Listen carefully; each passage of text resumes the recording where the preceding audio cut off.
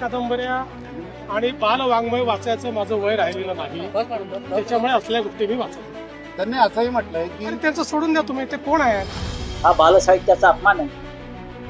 राज्य पुरस्कार देतो बालसाहित्याला, साहित्य अकादमी पुरस्कार देतो, ज्ञानपीठ पुरस्कार देतो. यांना माहिती आहे. देवेंद्र फडणवीस असं म्हणतात की हे बालवाङ्मय आहे, बालसाहित्य आहे, ते मी वाचत नाही. हा बालसाहित्याचा अपमान आहे. राज्य पुरस्कार देतो बालसाहित्याला, साहित्य अकादमी पुरस्कार देतो, ज्ञानपीठ पुरस्कार देतो. यांना माहिती आहे का? देवेंद्र फडणवीस हे मुख्यमंत्री आहेत, एवढीच त्यांची लेवल आहे, बाकी काय नाही.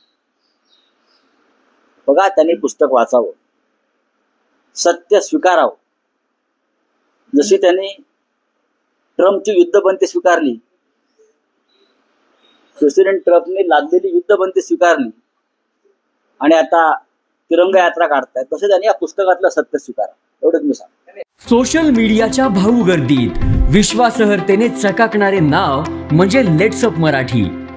सगळ्यांना, सगळ्या नागरिकांना ती स्पीच, ती लेट्सअप वरील मुलाखती म्हणजे विचारांचा खजिना. त्यानंतरच्या निवडणुकीमध्ये मला सोडून गेले. बातम्या केवळ वस्तुस्थिती सांगणाऱ्या, न प्रोपगंडा, फक्त जनतेचा अजेंडा. क्योंकि आने वाला कल जाने वाला है, जाने वाला कल आने वाला है. राजकारण, मनोरंजन असो की क्रीडा क्षेत्र, महाराष्ट्राची स्पंदने संवेदनशीलतेने टिपणारे माध्यम म्हणजे लेट्सअप मराठी. जगासोबत एक पाऊल पुढे राहण्यासाठी लेट्सअपचे ॲप, सोशल मीडिया आणि वेबसाईट सोबत कनेक्टेड रहा.